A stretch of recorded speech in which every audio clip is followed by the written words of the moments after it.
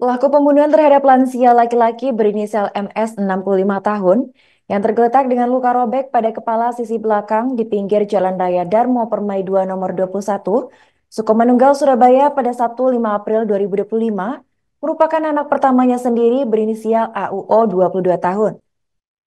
Pelaku AUO merupakan anak sulung dari 4 bersaudara yang sebelumnya diketahui bekerja sebagai anggota pelayaran. Namun pelaku diberhentikan dari pekerjaannya itu karena terlibat kasus penyelundupan solar pada tahun lalu. Informasi selengkapnya akan disampaikan oleh rekan kami wartawan Tribun Jatim, yaitu Luhur Pambudi. Baik rekan Luhur, silakan untuk laporan selengkapnya. Oke, baik Arin. Jadi terungkap pelaku pembunuhan terhadap lansia laki-laki berinisial MS 65 tahun yang tergeletak dengan luka robek pada kepala sisi belakang di pinggir Jalan Raya Darmo Permai 2 nomor 21, Kecamatan Sukomanunggal, Surabaya pada Sabtu pekan lalu. Ternyata pelakunya merupakan anak pertamanya sendiri yang berinisial AUO 22 tahun. Informasinya MS korban ini merupakan pengusaha atau juragan jual beli mobil bekas yang dikaruniai 4 orang anak. Sedangkan pelakunya berinisial AUO merupakan anak sulung dari 4 bersaudara yang masuk sebelumnya diketahui bekerja sebagai petugas pelayaran sebuah kapal, namun pelaku diberhentikan atau dipecat dari pekerjaannya itu karena terlibat kasus penyelundupan pencurian solar pada tahun lalu. Menurut keponakan korban yang bernama Hartono, gelagat pelaku yang mencurigakan sudah diketahui oleh pihak keluarga sejak menerima kabar aneh dari pelaku sendiri setibanya di rumah pukul 06 waktu Indonesia bagian Barat pada hari kejadian. Mulanya pada pukul 01 dini hari, pelaku dan korban diketahui memang sedang bepergian berboncengan motor Honda Scoopy. Kemudian korban MS ini rencananya hendak mengambil kembali mobil Fortuner miliknya yang digadekan diam-diam oleh sang anak atau pelaku sejak beberapa bulan yang lalu. Kemudian pelaku sempat menjanjikan bahwa pihak si penyedia gade bakal mengembalikan mobil itu saat bertemu di sebuah area parkir minimarket kawasan Kecamatan Kerembangan, Kota Surabaya. Meskipun telah ditunggu di lokasi tersebut, ternyata pihak si penggadai tersebut tidak kunjung tiba atau boro-boro untuk mengembalikan mobil tersebut. Oleh karena itu, keduanya memutuskan kembali pulang ke rumahnya di kawasan Jalan Pahang, Kelurahan Tanjung Perak, Kecamatan Pabean Cantikan, Kota Surabaya.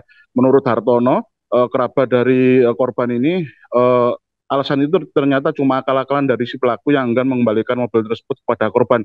Tibanya di rumah, ternyata keduanya kembali cekcok perihal urusan pengembalian mobil yang sudah terlanjur digadekan oleh pihak pelaku. Hingga akhirnya pelaku kembali beralasan bahwasanya memang si penyedia gade ini bakal menemui mereka di kawasan Jalan Raya Darmo Permai 2, Kecamatan Sukomanunggal, Surabaya, sehingga mereka harus menuju ke lokasi tersebut agar memperoleh mobil itu kembali. Namun setibanya di lokasi itu ternyata korban kembali dibuat berang oleh ulah pelaku karena memang ternyata informasi yang disampaikan oleh pelaku mengenai rencana pengembalian mobil yang digadekan itu lagi-lagi cuma isapan jempol belaka. Tak pelak percekcokan untuk kesekian kali pun pecah di antara keduanya di kawasan jalan yang memang sepi tersebut ya di perumahan elit itu.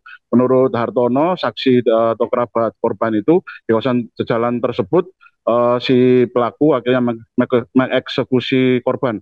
Kemudian korban yang duduk di bangku boncengan motor langsung dibuat terkapar dan terjembrap jatuh di pinggir jalan setelah dipukul dengan siku tangan kiri pelaku. Mungkin karena terlanjur kalap dan berkalang rasa emosi, pelaku kembali melukai kepala korban menggunakan benda tumpul yang terdapat di dekat lokasi seperti benda batu ataupun kayu.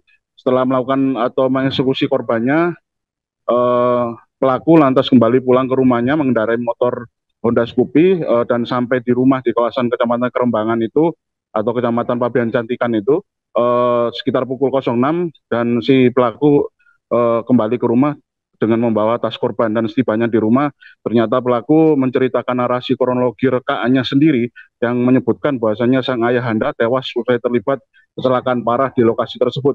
Dan selama menceritakan kejadian itu, Hartono, saksi dari keponakan korban, menggambarkan bahasanya pelaku berlagak berkalang tangis hingga menjerit-jerit. Namun anehnya rintihan tangis yang diekspresikan oleh pelaku itu sama sekali tidak menunjukkan adanya air mata dari yang muncul atau yang menetes dari kedua mata pelaku. Lantaran merasa adanya kejanggalan, pihak keluarga seisi rumah yang tak lantas percaya dengan cerita tersebut akhirnya memutuskan mendatangi lokasi kejadian untuk melihat kondisi korban. Dan jenazah yang tergeletak di pinggir jalan itu yang memang lokasinya sepi ya. Jadi ternyata ditemukan oleh warga sekitar yang sedang olahraga jogging. Kemudian jenazah penemuan jenazah itu dilaporkan pada pihak kepolisian setempat dan jenazah akhirnya dievakuasi oleh anggota Polsek Sukomanunggal Polrestabes Surabaya ke kamar mayat RS Bayangkara Surabaya. Dan setelah melihat berbagai macam kejanggalan pada luka korban, pihak saksi keponakan korban ini memutuskan atau menyebutkan bahasanya pihak keluarga akhirnya menyetujui untuk dilakukan autopsi terhadap jenazah korban. Kemudian muncul pertanyaan bagaimana dengan pelaku yang saat itu turut berada di kamar mayat melihat jenazah korban. Saksi Hartono kemarin mengungkapkan bahasanya memang pelaku tetap saja mempertahankan alibi bahwa tewasnya sang ayahanda karena kecelakaan. Bahkan kemarin pelaku masih berlagak atau acting menangis meratapi kepergian dari sang ayahanda yang begitu mendadak di halaman teras kompartemen kamar mayat RS Bayangkara. Namun berkat kejelian dari pihak kepolisian membaca banyaknya kejanggalan dengan dari rangkaian pernyataan yang disampaikan pelaku, kemudian gerak-gerik dari pelaku, kemudian serta logika alibi yang dibangun oleh pelaku ketika ditanyai para kerabatnya, akhirnya pelaku langsung dibawa oleh anggota kepolisian untuk dimintai keterangan lebih lanjut dalam rangka penyelidikan. Mungkin karena alibi dan kedoknya mulai dibongkar polisi, kemarin Hartono atau saksi mengungkapkan bahwasanya memang pelaku ternyata sempat berusaha untuk kabur dari lokasi kamar mayat RS Bayangkara, namun aksi nekatnya tersebut berhasil digagalkan oleh pihak kepolisian yang memang langsung membawa atau meringkus pelaku untuk dibawa ke atau dimasukkan ke dalam salah satu mobil milik petugas. Menurut Hartono atau saksi dari kerabat korban itu sendiri, pelaku diduga kuat memang sudah merencanakan aksi tersebut sejak lama. Apalagi selama ini pelaku kerap terlibat percekcokan dengan korban, ya masalahnya tetap sama, yakni perihal kasus penggadaian mobil Fortuner milik korban yang memang dilakukan oleh pelaku secara diam-diam. Bahkan cerita dari saksi itu sendiri, 2 bulan yang lalu pelaku pernah mengajak ayahandanya itu ke Jakarta, yang memang kondisi ayahnya adalah ngebet untuk meminta mobil Fortuner tersebut dikembalikan, dan ternyata pelaku malah meninggalkan ayahandanya itu di Jakarta begitu saja, hingga akhirnya sang ayahanda terpaksa pulang sendirian ke rumah. Kemudian sebelumnya memang penemuan mayat itu pertama kali didapati oleh saksi Ketua RT setempat yang berinisial BG 65 tahun yang sedang berolahraga jogging di kawasan jalan tersebut, lalu melaporkan kepada pihak kepolisian yang dalam hal ini adalah pihak anggota Polsek Sukomanunggal Polrestabes Surabaya. Dan akhirnya pihak tersangka kabarnya memang sudah dilakukan penangkapan dan dilakukan penahanan, dan hal tersebut sudah terkonfirmasi oleh pihak Kasat Reskrim Polrestabes Surabaya, Jun Komisaris Besar Polisi Aris Purwanto. Demikian reportase kami, Arin, kembali ke studio. Baik, terima kasih rekan Luhur atas laporannya dan selamat lanjutkan aktivitas kembali. Rekan kami juga melakukan wawancara bersama keponakan korban yaitu Hartono. Ya nggak tahu, mungkin cekcok lah. Intinya apa itu? Motor yang digadainya itu nggak datang gitu loh. Jadi abahnya itu marah gitu. Oh, berarti sama-sama dari rumah atau? Iya, dari rumah itu terus dia ke sana. Ke daerah Darmo? Iya, Darmo. Oh, mungkin abahnya marah. Mungkin dia jangkel anaknya. Sikut ini mungkin jatuh. Oh gitu. Jatuh karena ada tiang.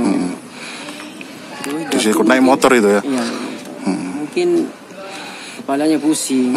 Pusing masih apa? Masih hidup. Ditambah lagi mungkin. Oh gitu. Gak pakai mungkin batu, mungkin kayu. Download Tribun X sekarang, menghadirkan lokal menjadi Indonesia.